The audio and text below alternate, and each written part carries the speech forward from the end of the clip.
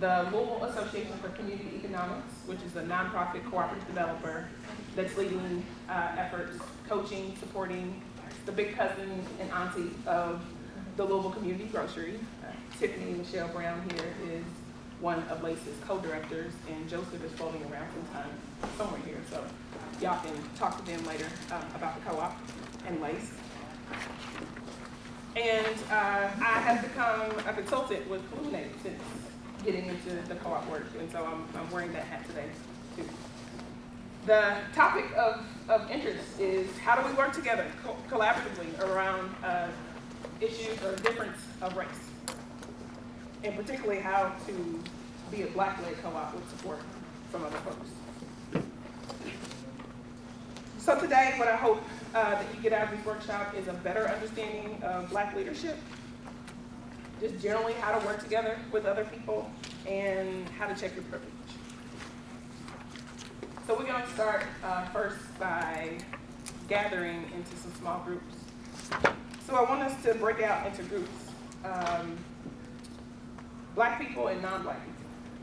So if we could, I think there's enough, maybe 2 tables of Black folks and maybe 1 table of Black people or non-Black people. 2. Y'all separate yourselves and get in a group. Yeah. So all Black and non-Black. I'll do one of the because you have a lot. You got a little picnic situation over there. I would like to accommodate you. So hold on. Thank you. How y'all doing? Hi.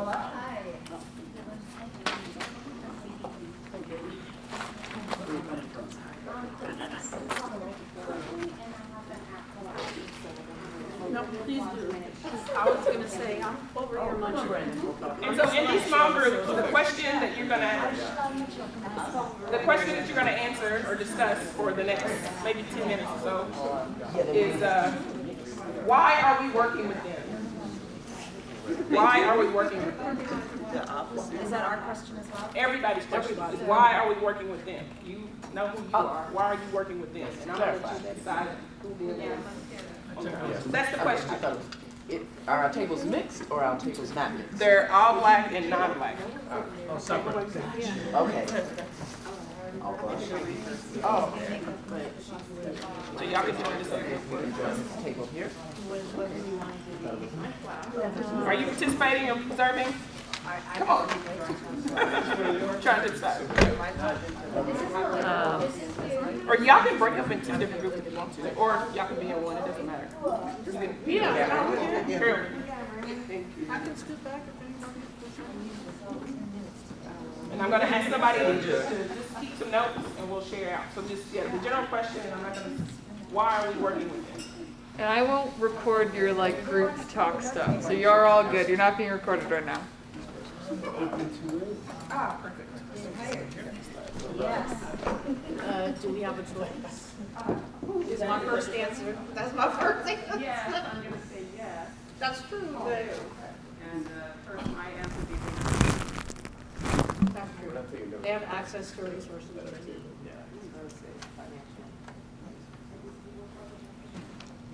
Black person. Financial and political. No worries. Here you go. I was saying the power of privilege.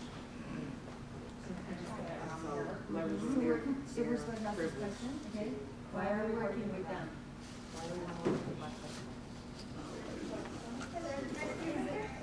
Yeah, is that the question? Why are we working with the Black-led co-ops? Or why are we working with the Black community? I think it's they asking about us and we're asking about them. I think that's what it sounds like. community because aren't we part of the Black-led club? Working with them, but there's a little part of it. Fair. But just following the leadership of Black-led, maybe because my answer is we're better together. And we don't have to. Yeah, must be good to some either way, but So let me just make sure I'm keeping it down. There are no Black-led co-ops. So That's what I thought it was more about, Absolutely. I'm So- here because I didn't Recognizing want that your to road is read gonna be a that little long. longer and a little We harder. need to have them from the bottom up. So maybe, I wonder if we should clarify, are you working with the Black Light Co-op or you're interested in, or learning about? Absolutely. Anything that would help us? I'm in Detroit, which is, and they're the umbrella group that started the co-op. Yeah. The Detroit. Yeah, the Detroit Black Food Insecurity Network is the umbrella group, and then the Detroit People's Food Co-op is one of their projects. Well, and why are you working with them then? I'm not. Well, I've been just, why not, I guess? And I've been part of the co-ops there. We had a co-op and then it closed down like 20 years ago, so we're reigniting it. And I don't know, I didn't have an answer, I just part of this.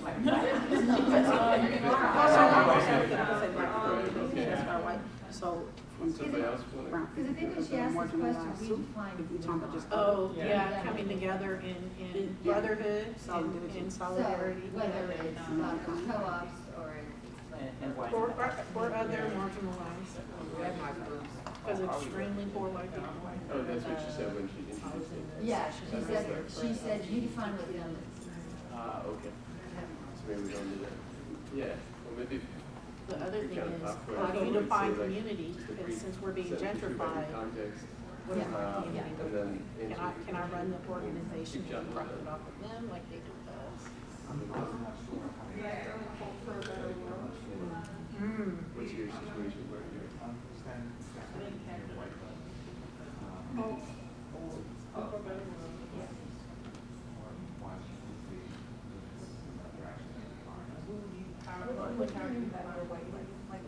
Yeah. Surrounding community, like, are there non-white folks around? Like, are non-white folks just not participating in the co-op so far? None, that's my money. It seems like there's like that interest in not being, in being seen as also like there, it sounds like you have like a curiosity or interest in and desire for your co-op to not just be welcoming and inclusive and accessible see that we are purposely Jim Crow art, is that right? Comfortable with the status quo as well, so, like, why recommend maybe they wanna be an ally? Or Oh, actually, we're not in the way we'd like to right now. We're gonna answer that. You know, so there's kind of. It's already said, but like, I think that sometimes the offer is so, I would work with them because I think some people just want.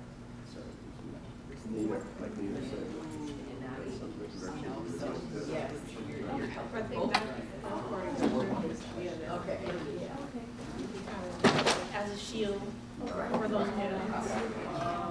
When, like, either you only want to talk to them, or when you come out and aggressively.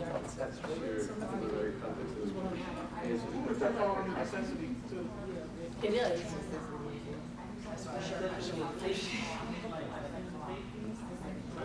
With safety and whiteness.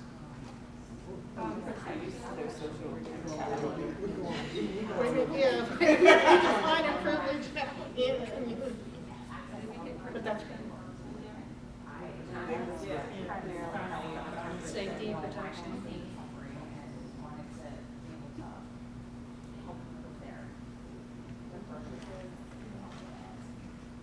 So you're saying,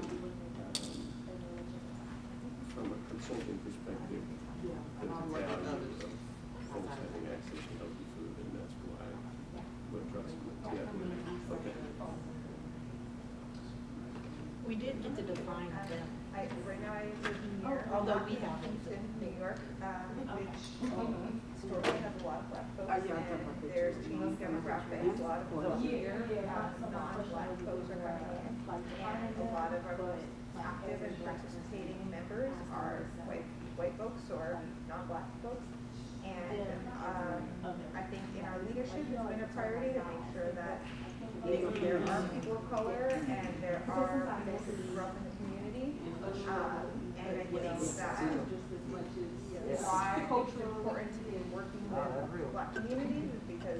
want to keep up with its intention is to bring resources into the community to actually have an impact of displacing people and not being something that's for the people who have been in the community for a long time. And so I think that that makes it, like, if we don't do that, then this is actually going to be a really bad thing for the community. And if our intentions are to bring good things into the community, then like, we have to be engaging with this. Otherwise, we're just like forced to work. We have 1 more minute. I think I got you. Check that. We're running out of time. So if you would just like, who haven't said something, throw like a sentence out of why they're. Sounds like I need a little more time. I'll give you Oh, 5. okay. Okay, I got you. great. But we're not interested. So yeah, I keep saying that we don't want to displace folks and equality outcomes. If that's a goal. Right, right, what is the commitment? What are the, what? Yeah, but she's trying to take notes. I'm always a report. The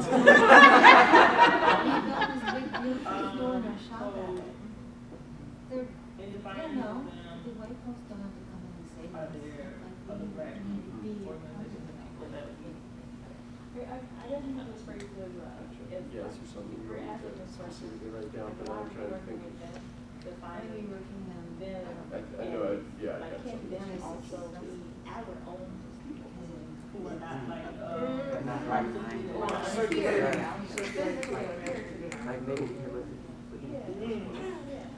Absolutely, or let them know the people in allyship, the majority of their workforce is black, and they're in the community.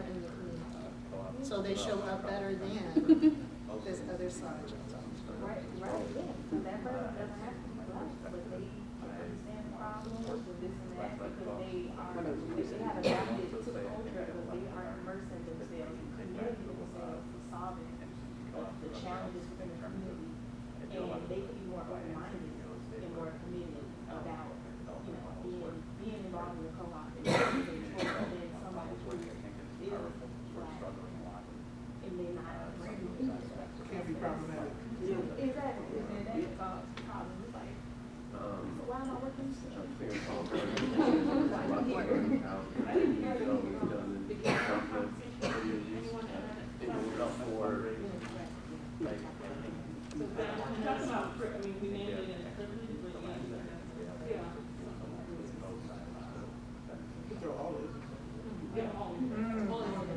We are working with them. Well, the question is why are we sometimes what I've heard is why are we working with them?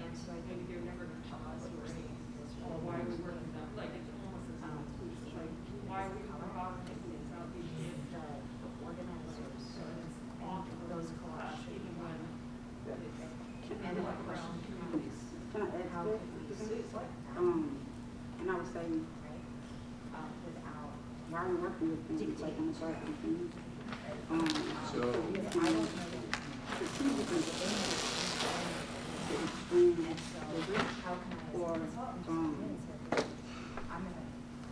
So like some benefits to working up with people, like, as you about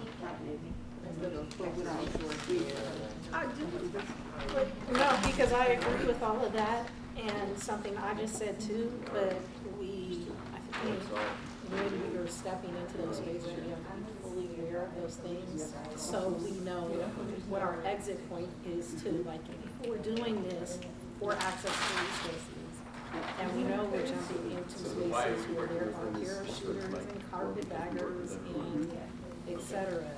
Did your org have any We should kind of, always like, be intentional in emphasis knowing on, what our funding offerings socialist are. experiments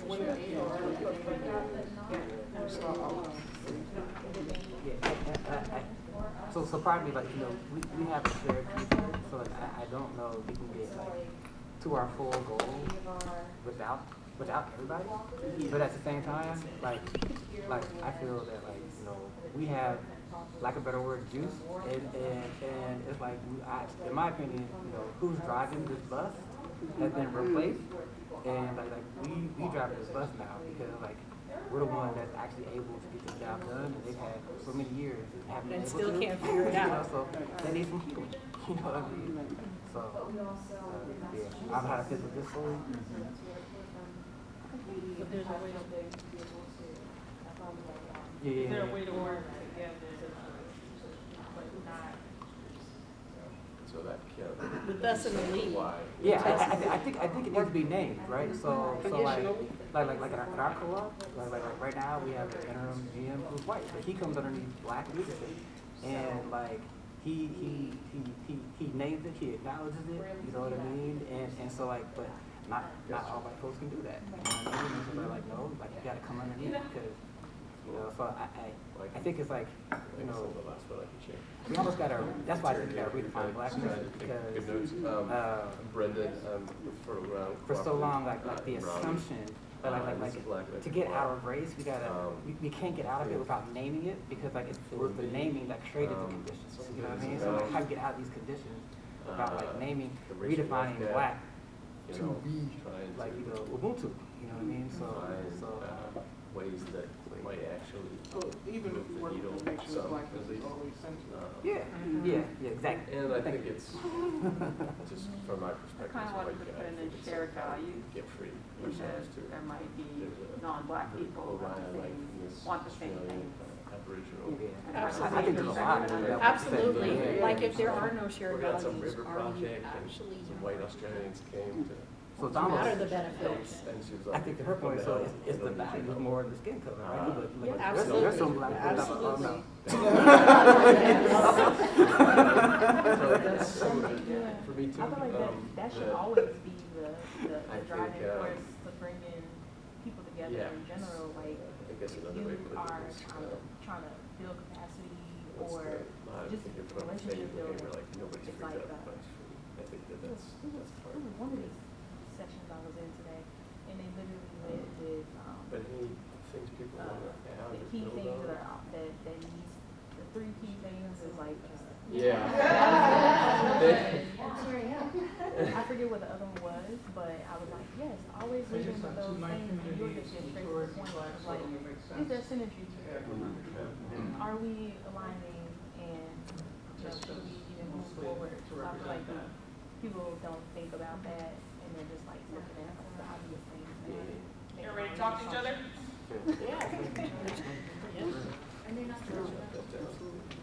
I heard this gentleman right here, I'm sorry, I don't know your name, have you ever checked your shirt? Brendan? Let's start with you. Sure.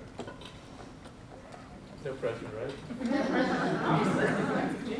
Let that crew kind of speak So up. we'll just teeter back and forth. We'll start with this table, y'all give us a nugget, share it, and then we'll just go back and forth. Oh, great. So we'll start with you. Yeah, so we have folks from kind of different contexts, consultants, co-ops, funders, so there's some different perspectives. A couple quick ones where folks felt we're better together.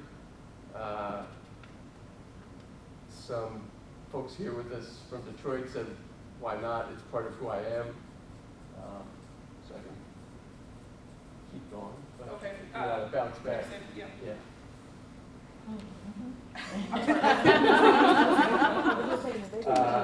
Someone said we're better together, it's part of who I am.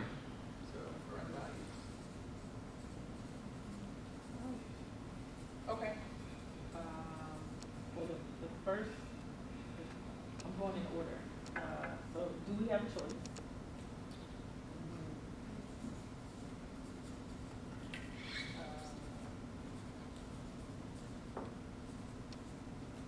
Then there's access to resources, financial, political, and knowledge. Okay, back here.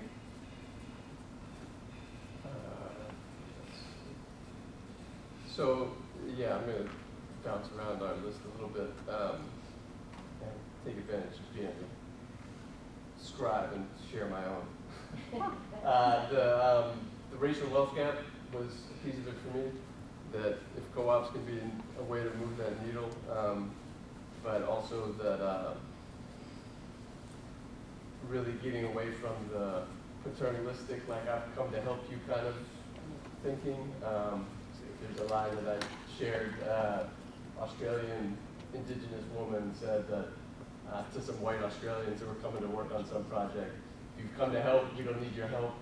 If you've come because your liberation is bound up in ours, then let's work together. Like that's so what it's about for me, is kind of some sort of collective liberation type of framework. I love it. Thank you.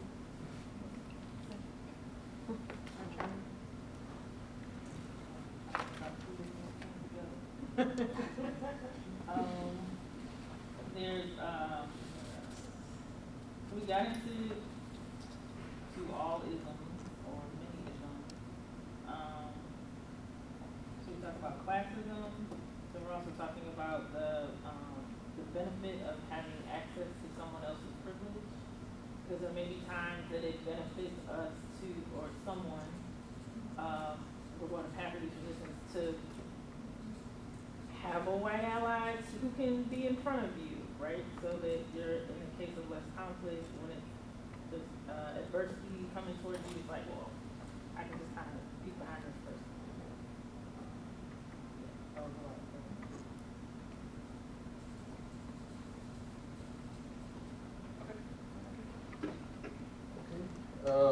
So let's see.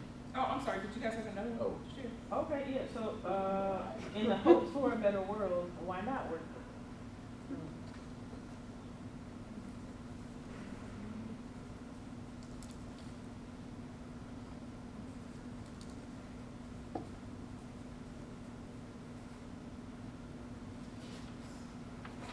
Okay, thank you. Yeah, so a couple folks at the table who were with, if I heard right, predominantly white co-ops, food co-ops, said that we're not working with black folks in the way we'd like to. I think there was a related point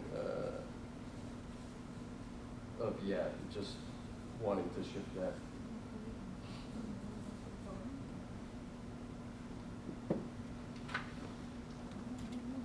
No? Let's see, someone at the table who's a consultant talked about access to healthy food being important to them. And I guess the sort of, I don't know if you want to share, whoever said that, any more about that. I just became aware of a co-op south side of Chicago. I'm from Illinois, and was very active in my home food co-op because of food justice issues. And when I heard about the shape of their food access, I thought if I could do something to help that, I certainly wanted to. I'll just tag on that real quick, but I feel like there's a little haziness around sort of black blood and poverty. We know that poverty often follows race in the country, but I think that could be true for other communities too. Latinx communities or white communities. So anyway, it just felt like that was important to name. Absolutely. In my state, people have to cross the county line to shop at the Walmart. So, and if they don't have a dollar store, the dollar joint store in some of the rural communities. So, yes, food access is an issue for many of us. It oftentimes hits people of color first, the hardest. I'll let y'all end with a couple more. So we kind of got into another conversation about like who and how do you find a community, because we need to start thinking about other marginalized groups that we can be working with. If we're thinking about another world, so why are we working with them? Because there may be people who are in the same socioeconomic situation that may not be right. Intersection of these groups.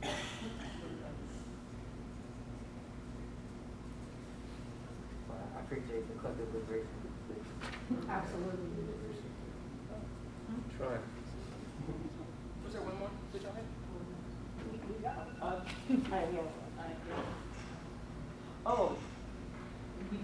Defining who is them. Like when we want to work with them, like we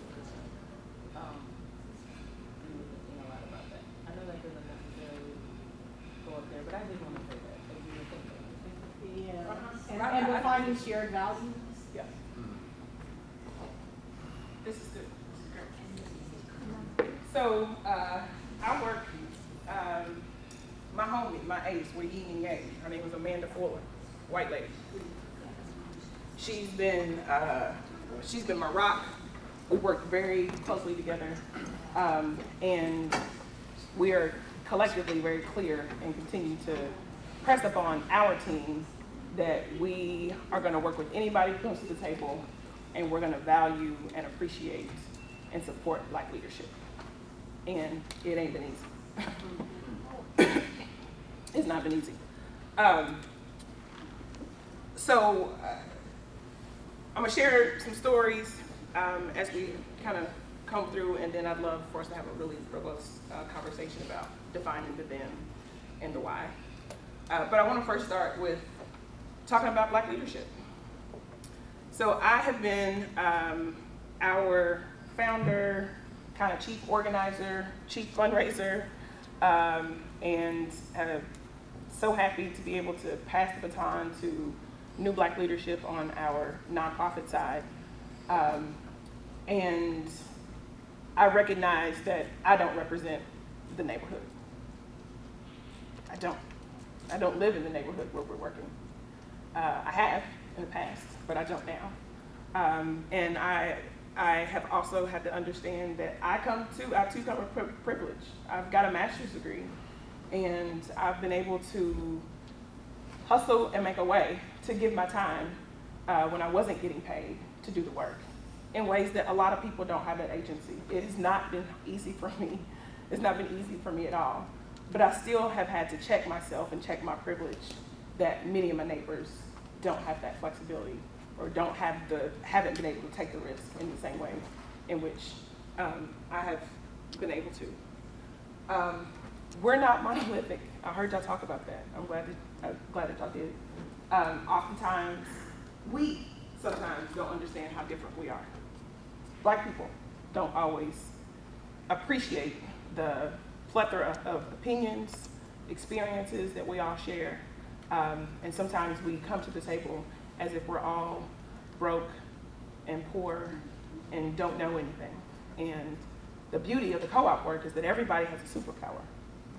And as an organizer, I found that, part of my job is to bring people to the table and move them to action and help them find their power, their juice, their magic. That's the beauty of the co-op. Everybody comes with something. And so we, Black people, should understand that we're different, and that folks who want to work with us should understand that we're different. So your experience working with this particular Black woman, whether good, bad, and different, should not have a bearing on your new relationship with me, because we're different. And so it sounds pretty simple, but it's important for us to know. We all don't come from poverty. Some of us come from money, and we have access to networks that others of us don't. It is true that oftentimes in Black communities are poor communities, but Prince George's County is the richest Black county of Black people in the country, largely because people have good federal jobs. But yeah, we're different. Let's just say that.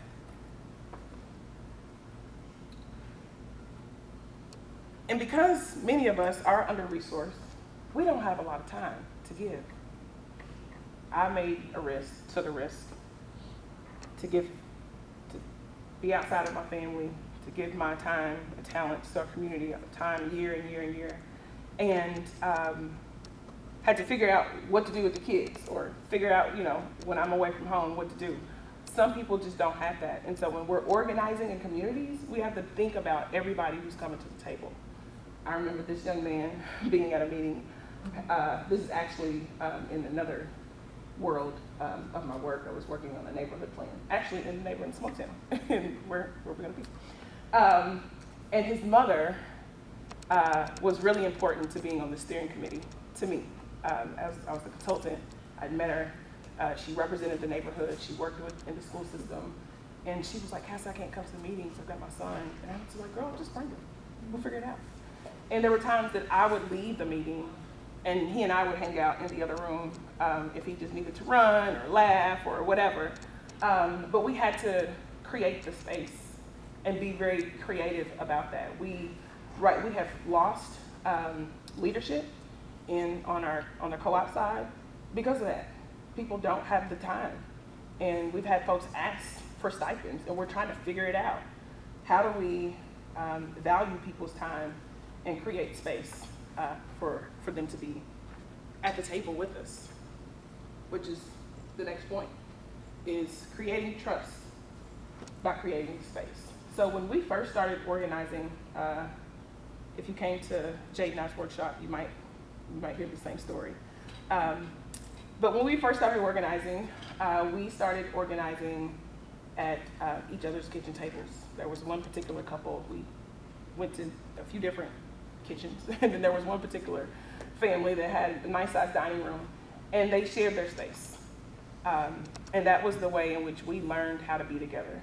It was the way in which folks who were not in the neighborhoods that we were focusing on came to see and value me as the leader, because we were sitting around the kitchen table all the time. Everybody brought a snack and might bring a case of beer. And we met, we just committed to meeting. And through that camaraderie, through those spaces, we created camaraderie where we came to value each other. And we continue to share our values that we're building this co-op. We're building this co-op in a Black neighborhood, and all of us are not Black, and we're gonna value and we're gonna privilege Black leaders in this space. It was around those kitchen tables that we were able to do that, so that now that we're in this place where we're continue to build and work on our board leadership, that we continue to be, to make that a mission. When we went out to hire co-directors for LACE, it was really important that we found 2 Black people. And it was not easy, because you post stuff on websites that folks already know about, and some people aren't in those spaces. And we had a first case of people, and they don't really match our values. And some of them were ready and some of them weren't. But we were very intentional about wanting to make sure that as the founder was leaving as the brand, that we continue to have Black leadership as the brand for the nonprofit and the co-op. It was really important for us to do that. And it was through, I think, that early beginning stages of organizing that we planted those seeds for those values to continue to be the values that we're leading with now. I think I talked about trying to figure out how we're still trying to figure out how we can create stipends for some of our co-op leaders that are leading projects or leading committees. We haven't figured it out. We're not all aligned with that. That is the thing that we should do. I know that there are some movement nonprofits that are trying to figure out how to do that. I was board chair of Kentuckians for the Commonwealth, which is awesome organizers in Kentucky. If you don't know about KFTC, please look us up. But as the board chair of KFTC, I made that a value for me. It's mostly we're a white state, 88% white people. This organization was very similar to that. They specifically asked me, the members of the organization said it's time for us to have Black leadership and we want you to lead. And halfway through the leadership with 2020 and all the things that were happening, like, y'all write me out. And I need some bread. And it was not an easy conversation. We have a steering committee that's representative of people across the state. And there are poor folks all over the state that volunteer their time in this organization. And we had to sort through how to value the elected leadership and how to support them, and specifically how to support me in that role. And we figured it out. One thing that I think that we miss when we're talking about building co-ops is that we're building entities, we're building institutions that we own and operate and run. They don't have to look like any other thing that we've ever done before. We've got to follow the rules, right? You don't want to get put in jail or arrested or having to pay back a bunch of money that you misappropriated. But you have bylaws, you have MOUs. There are things that you can create that reflect the values that you have. And those things can help you move and govern how how you're working in community with each other. They're our institutions, they're our entities. We get to do whatever with them. We just gotta make sure that they reflect the values that we're setting out for. So,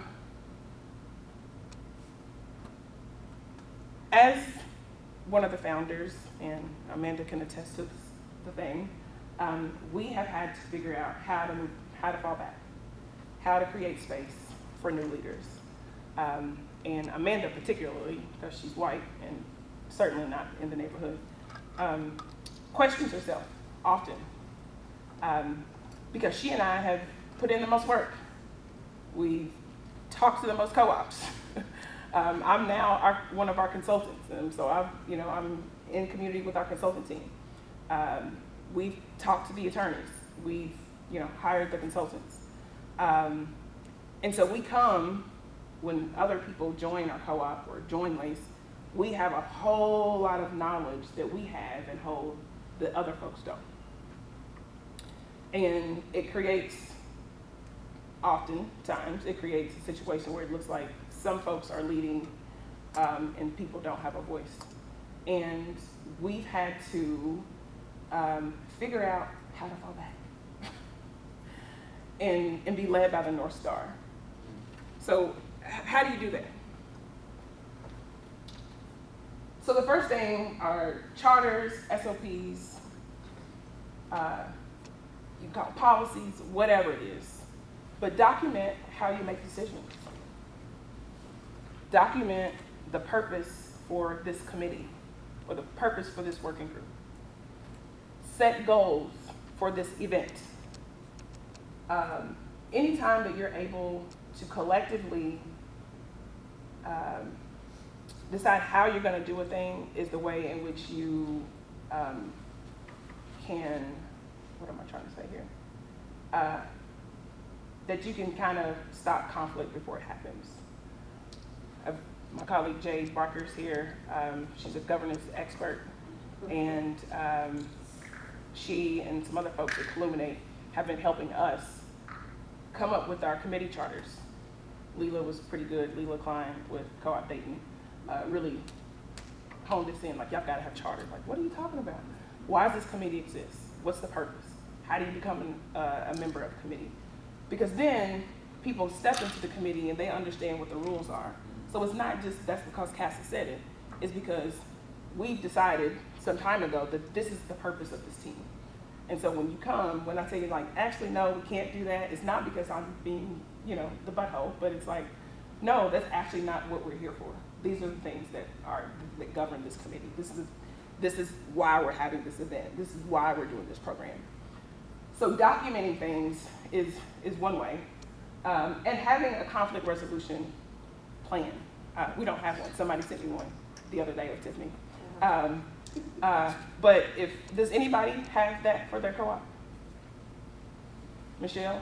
We do, but it's because the co-op is a subsidiary of the nonprofit, and we're in San Francisco, so a lot of our municipal grants require it. It's phenomenal, and it's a standard practice we use across the entire organization.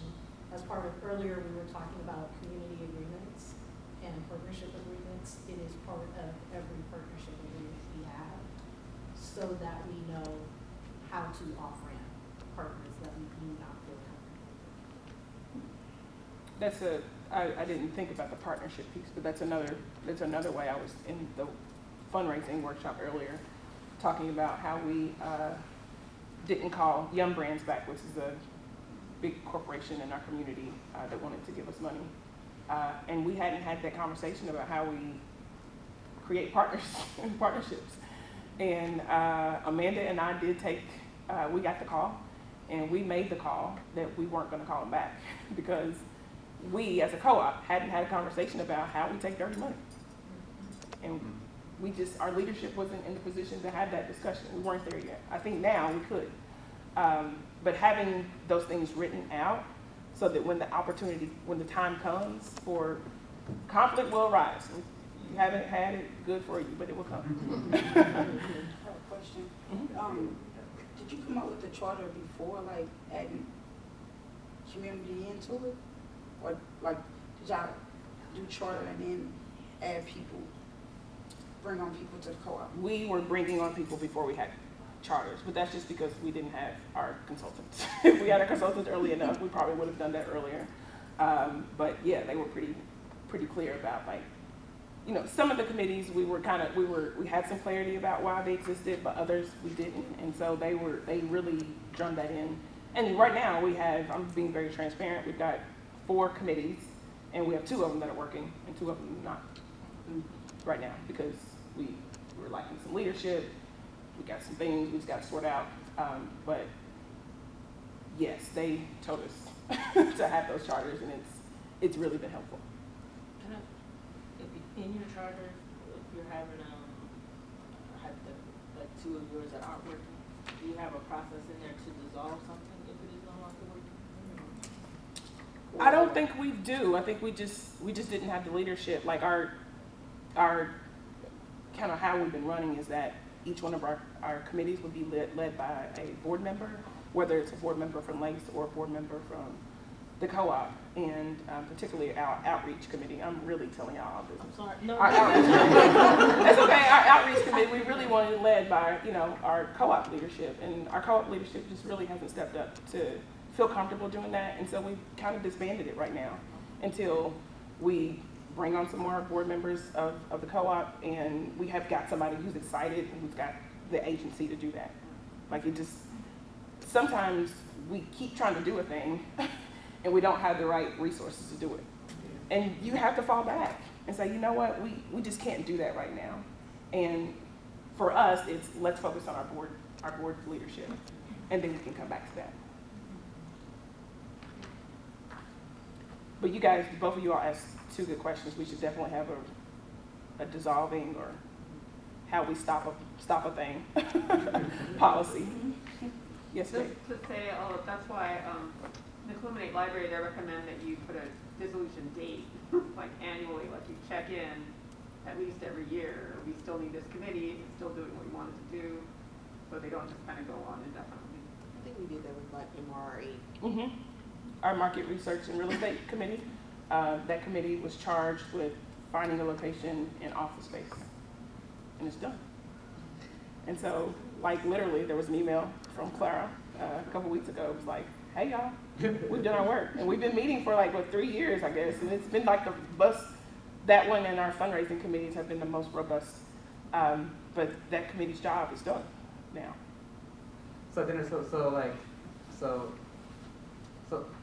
So now, are you guys gonna create a building committee, or and maybe it could be different people, or it could be, you know what I mean? So yeah. Mm-hmm. Yeah, so he's asking, as we're gonna own property, what's the new committee? And we haven't created it. We're trying to, Tiffany is over there, she's been thinking about it. So it's no longer the Market Research and Real Estate, it's maybe the building committee, or, yeah. Yes, ma'am. How many consultants do you think you need?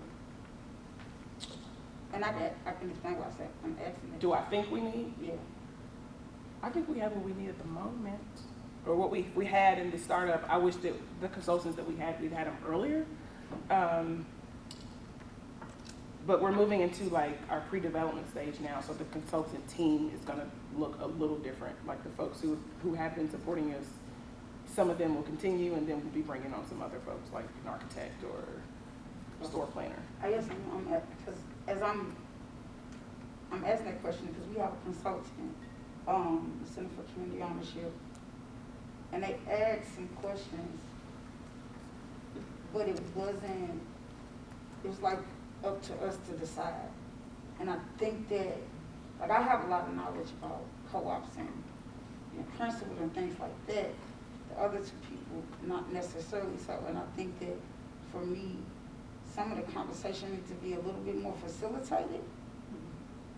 But the consultant I have, I don't think they're the best ones to facilitate that conversation.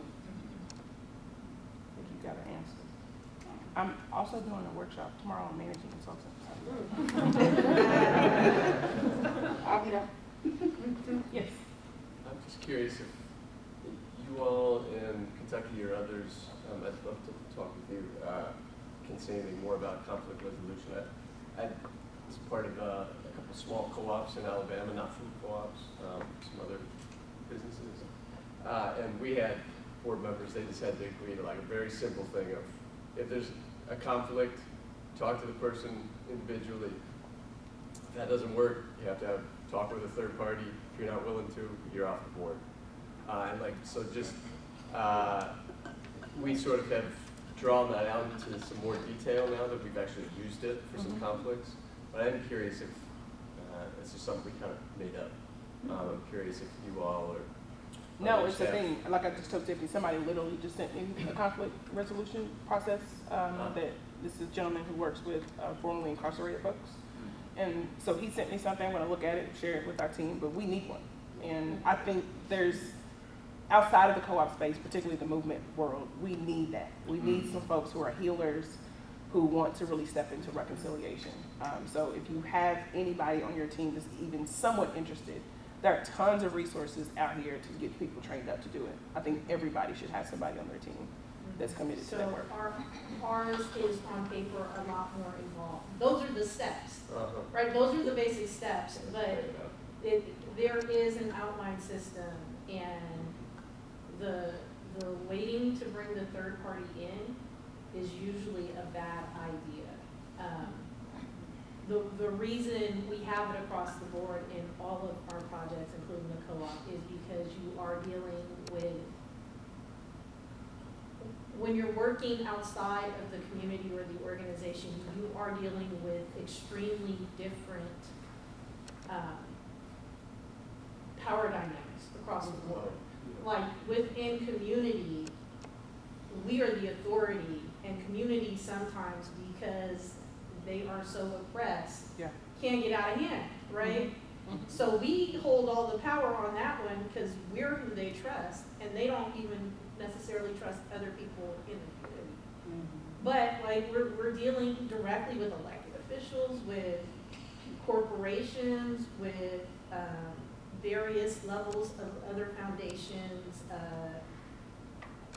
government agencies from hyper-local all the way up to federal, and they're all in these spaces together.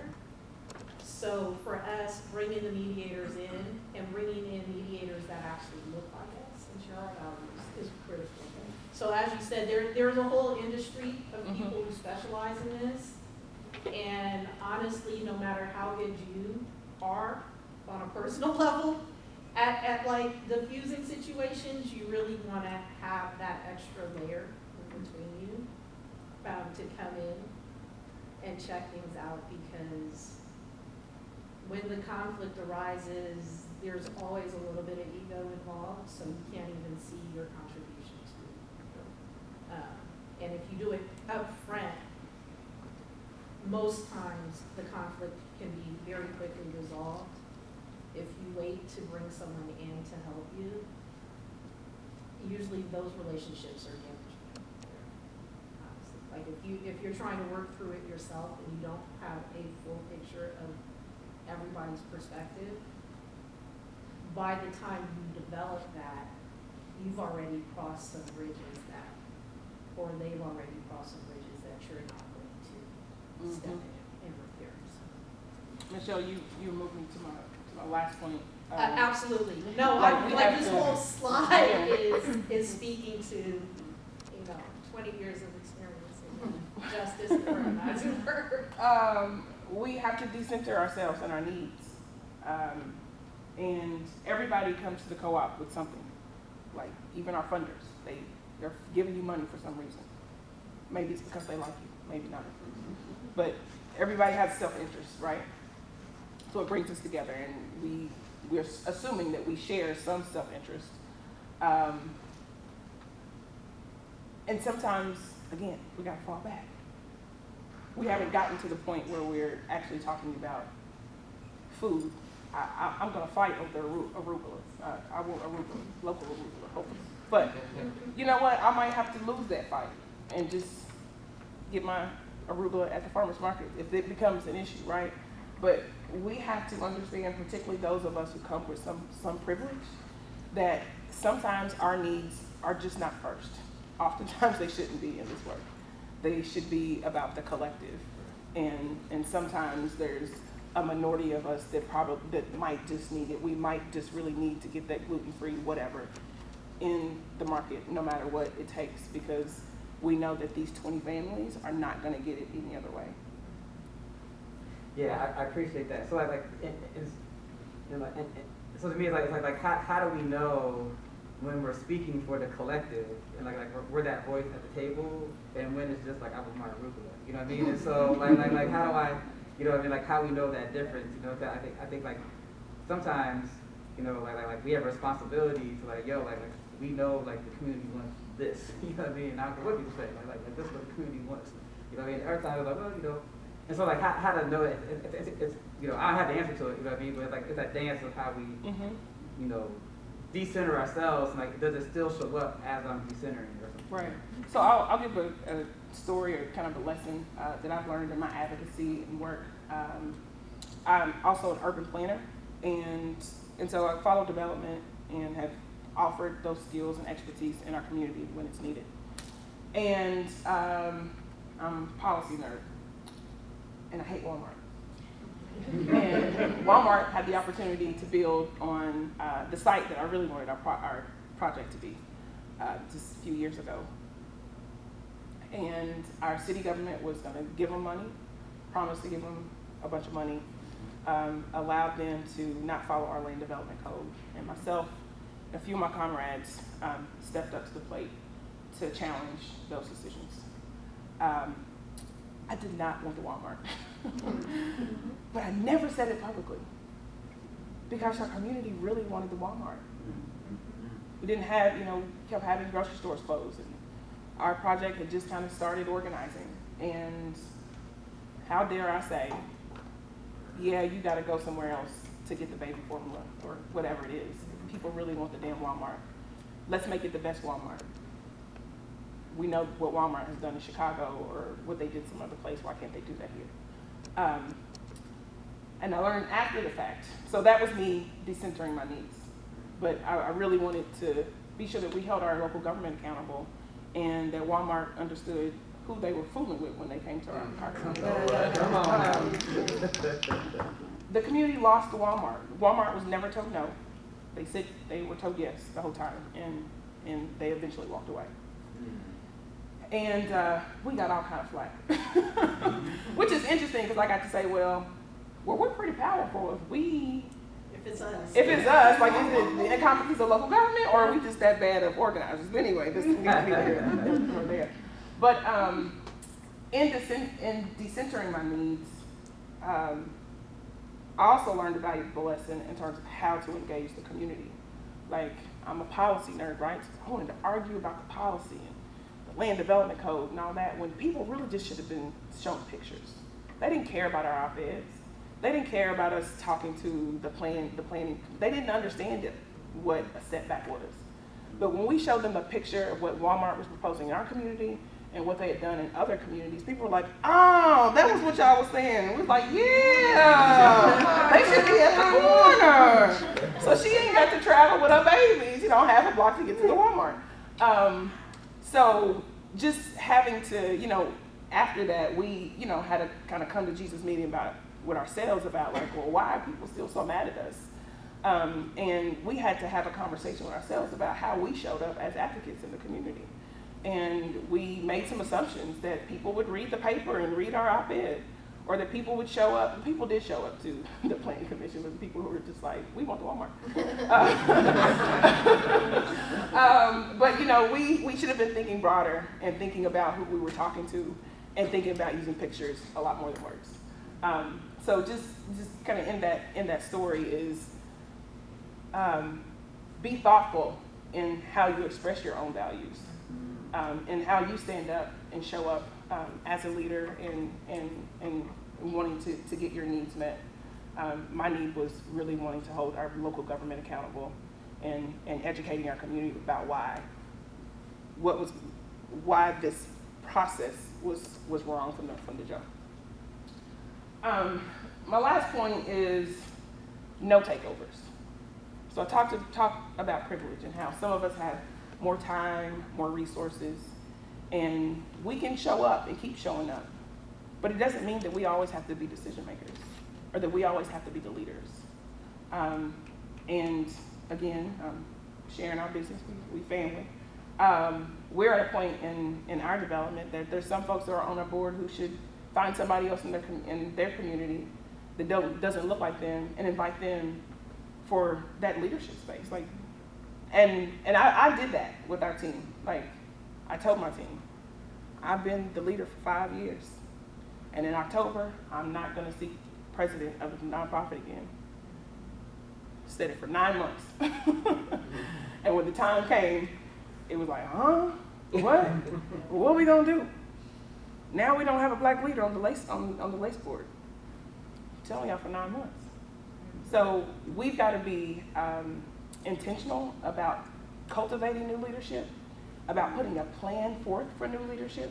You see that all the time in our politics. Folks hold on to a seat for a very long time, and then they just exit, and somebody that we don't like gets the seat because he or she did not have a plan, an exit plan. And I'm proud of us. It's a little bit of a deficiency right now, but we have not rushed to fill our vacant board seats because, again, we want to be intentional about cultivating black leadership and making sure that in this next phase of development, we're in pre-development. So it's way different than this organizing kind of startup phase. We're now in like pre-development business startup. We've got to find those leaders in our community now to sit on the co-op board and to sit on the LACE board as we go into this next phase. And so we've got 520 and 30 some members. I don't know what the demographics of them are. I think most of them are white and not in the neighborhoods. But just because they're available and they're interested doesn't mean that they get to have a seat at the table. They can support in some other way. They can come to a committee meeting. But we need them to find the people in their neighborhood, at their workplaces, to say, hey, I've been serving, I've been connected to these people. I think you've got something to help advance this project to the next phase once you come to a meeting. We all have to become organizers as members of a co-op. No matter how skilled or not experienced, everybody can ask somebody to join the co-op, and everybody can find someone to bring to the table. So that's, I guess, my last point is just be very intentional about finding new leaders.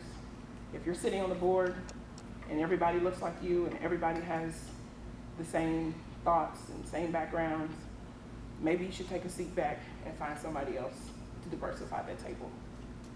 Because you providing space for someone else means that there's probably 20 other families who just got representation at the table because you decided to take a step back.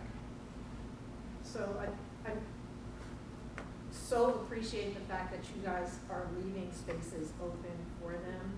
I will say that in that same position for us, we have had to develop mentorship. Because there are a lot of people who have the commitment and maybe have the time but don't have the confidence or don't have the skill set yet. And so part of that commitment is actually bringing it, like, yeah, like you, I have this privilege, right, of legacy, my parents, of education, of access. Let's give that to the next set of people who are there and ready and hungry to make sure that, as you said, succession planning, legacy planning, critical. It's one of our values, like the co-op 7 co-op values is, education, and what that means is us literally teaching each other one-on-one. Come on, sister. I'll go play with your kid. You go sit at the table. I think that's all I have. Y'all have any questions, answers, things that you're still thinking about that you want to talk about? I have a lot of them, but so going back to the original question, what was it, why are we working with them? So, how do you see white people, when we work with them, I think that was one of the things of using their privilege to talk with other white people. And I'm asking that because I live in St. Louis.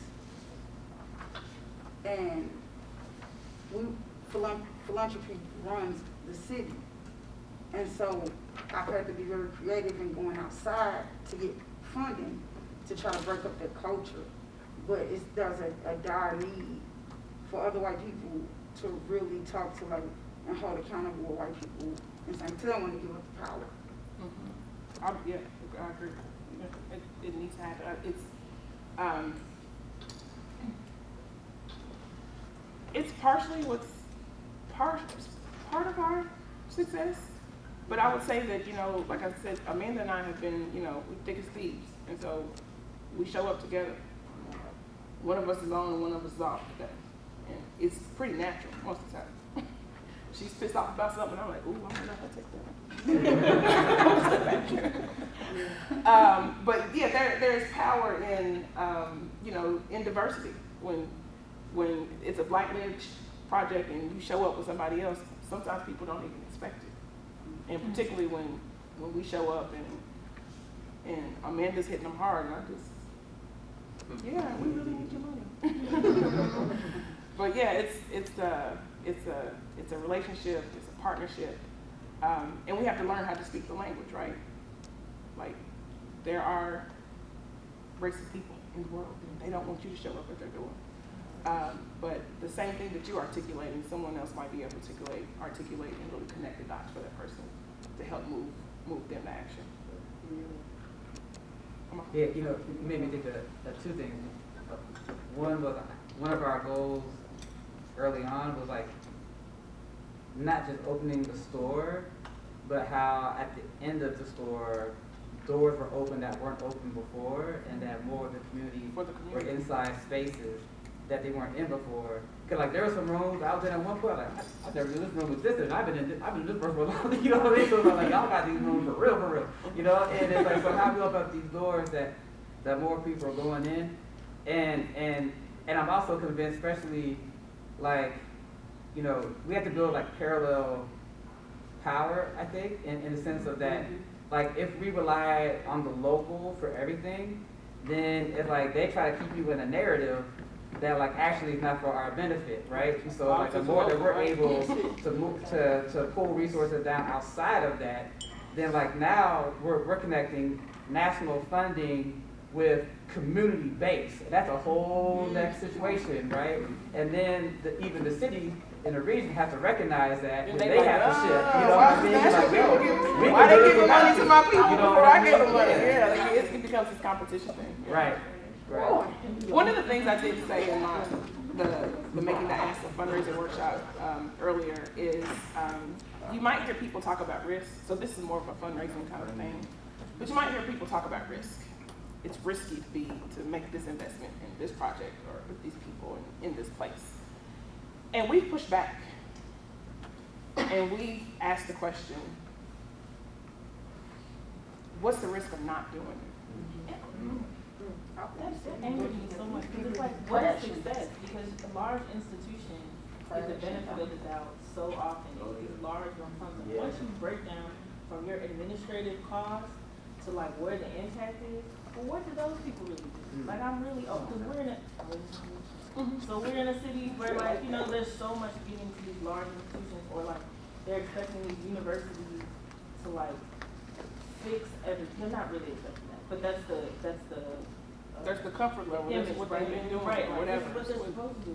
Like you need to go crazy for $2,000 from you people. Like for what? You know what I mean? Like I'm not doing that, right? So, but then they have to get all this credit, and then once you get all the way down to like the impact that you can have with this nominal amount of money that they receive, like this massive amount to trickle some of that down to you. So when you talk about risk, it's just like you take a risk on these people all the time. Take a very quiet risk on us, if you think it's a risk, quietly on us for like an extended period of time to help people get to capacity. Or you tell them it's risky for you not to make the investment in me because you haven't made the investment in me. So like you continue to make the same kind of investment, and we're getting the same return or none. So that's structuralizing risk then, to a certain extent, right? Like if you're not doing anything to improve the risk situation, then all you're doing is sustaining it, then using that as your read, like you just said. You know? So to me, that's building structure of risk. Go ahead. So to offer what T was saying, in there, right, cause this is one of my things, like, I got funders, big ones to take risks, and not just like little risks, big risks on a, grassroots beginning organization, multi-year unrestricted. What is community's role in showing up to show that those risks that's been taken are working? Or worth it. Yeah, are working, yeah. You're saying your immediate community, larger Yeah, community? so like we're doing a co-op, but I'm working with, like farmers. And I think that like, there's a role that when they get the resources and now can build capacity, that's a role in showing, hey, this is working. And So then the neighbors can get the money next. yeah, Right, they just bring some more money in. I'd love to talk to you about the Black Farmers. Let's talk. So my strategy is, I ain't finna beg these folks in St. Louis. Now when I remember sitting in a room full of funders, I said, they ain't got to fund this. It's in St. Louis, Russia Equity something. They ain't got to fund this. There's national funders that want to fund here anyway because of Ferguson. I said, but even if they didn't, we invested in ourselves and we changed it. And I showed them within 2 years. Well, it was similar in Louisville. That was a conversation that we had continued to talk to folks, and one of the bigger funders, we continue to tell them, they want to ask, well, who's funding you? Well, we've had great conversations with Kellogg, but they want to know who locally is funding us, and y'all ain't giving us no money yet. We just have to be straight up. Like, this is the thing, and funding. I know we're getting this funding conversation, but they're competitive. So like, once you get the first one, you're just like, yep, that's what they gave me. Yeah, I do it all the time. I'm like, man, I done brought so much money in the Black Farm Store. Y'all beat that? Yeah. What you want? Ask somebody to match it. Yes, ma'am. I was just gonna ask, so on some of the boards, so like, let's say more white led, do people have in their bylaws or their policies or something to have certain seats set up for different groups? Because, for example, we're in California, in Vallejo, and it's one of the most diversified communities. And so there's Vallejo, it's like 127,000, and then there's Benicia, and it's 27,000. Benicia is mostly all white. Vallejo is all kinds, and we really want to tap into having more leadership on our board, but right now we have 4 white women, and we have a board for 7, but we just, so do people, do you put it out there, like in your messaging or something that,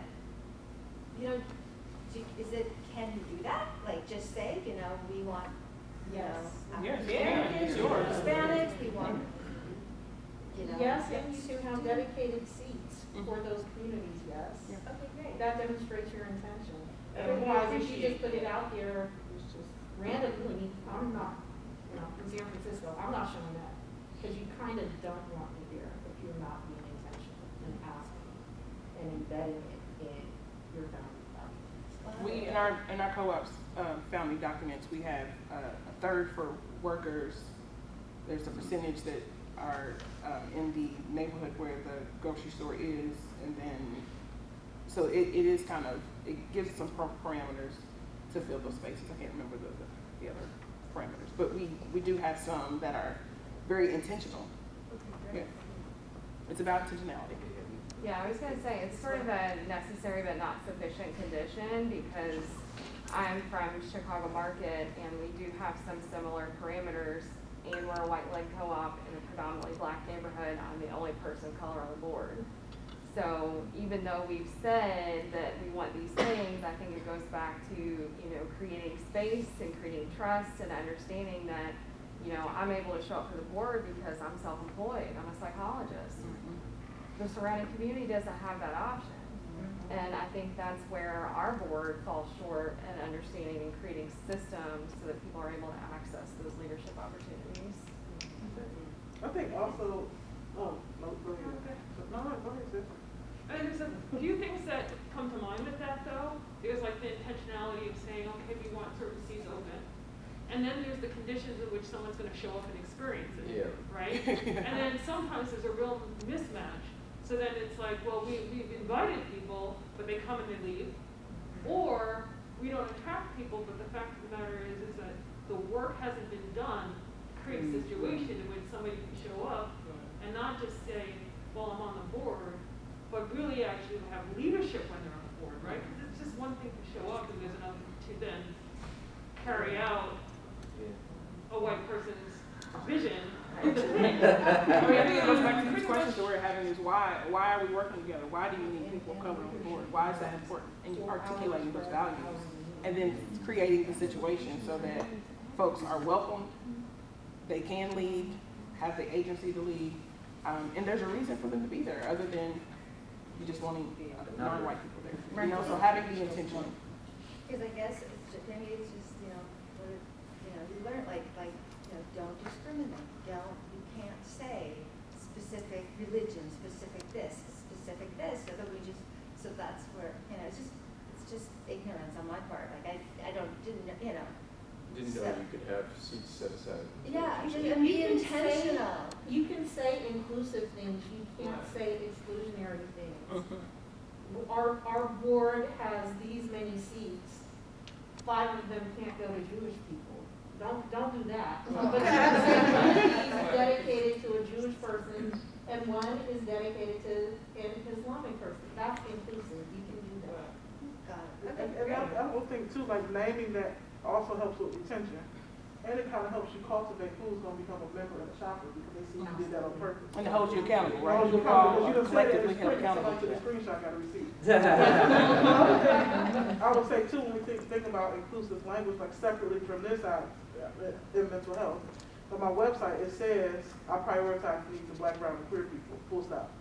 Yeah. That's it. So somebody can say like, well, she don't like white people. Where it say that? Do I have any white clients? No. But I didn't say I'm not taking any white people.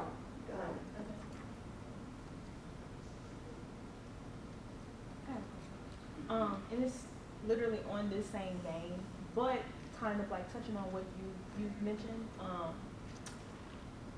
I'm wondering if, and this is for the non-Black individuals, when there is an intention to want to open up the space or hold space for Black individuals to be a part of leadership, I'm wondering, is there like a very specific outcome that or like goal that's being imagined to achieve outside of just you want to be inclusive?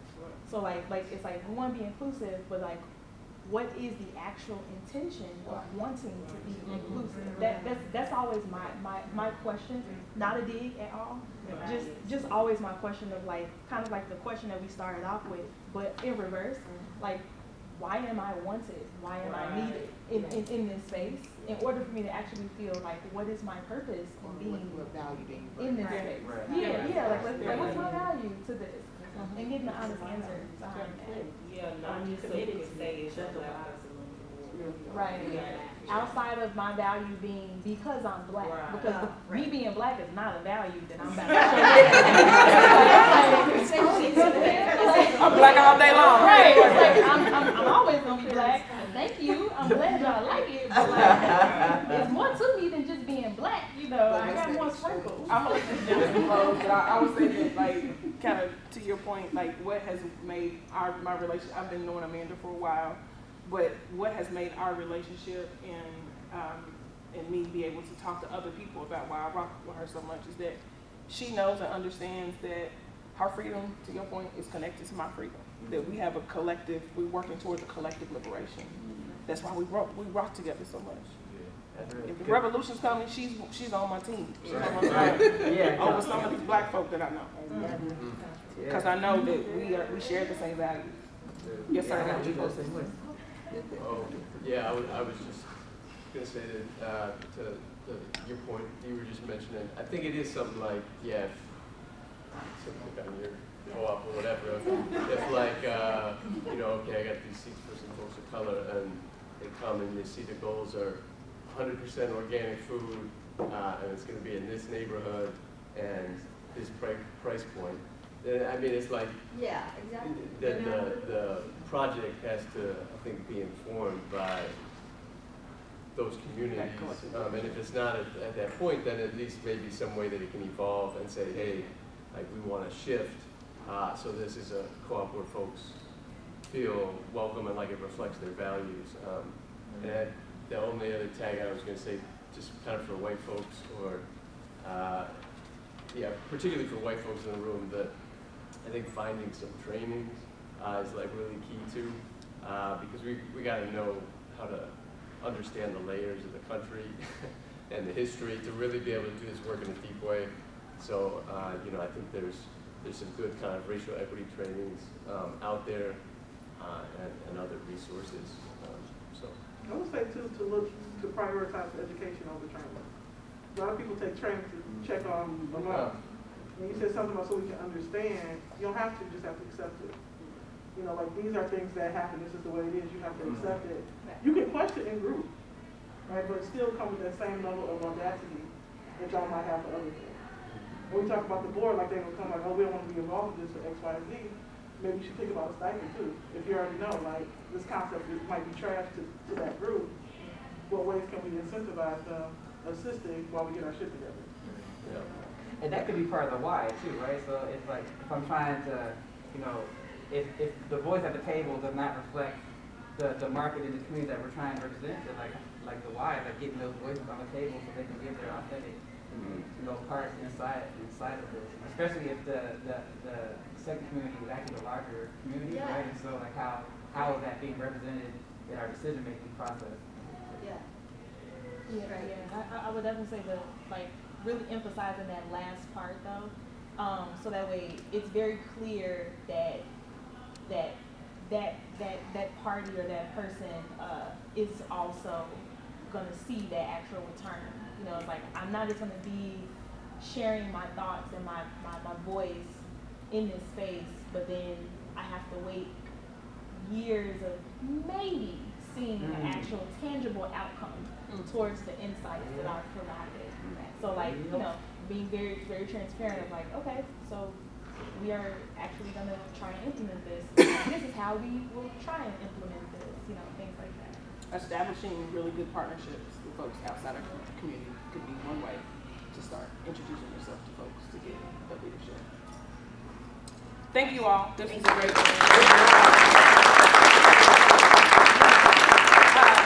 just a little shameless plug. I'm offering office hours at our Illuminate booth between now and 5 o'clock. So I do planning and strategy, organizing, fundraising. So if you're interested in talking more about that, I'll be hanging out upstairs.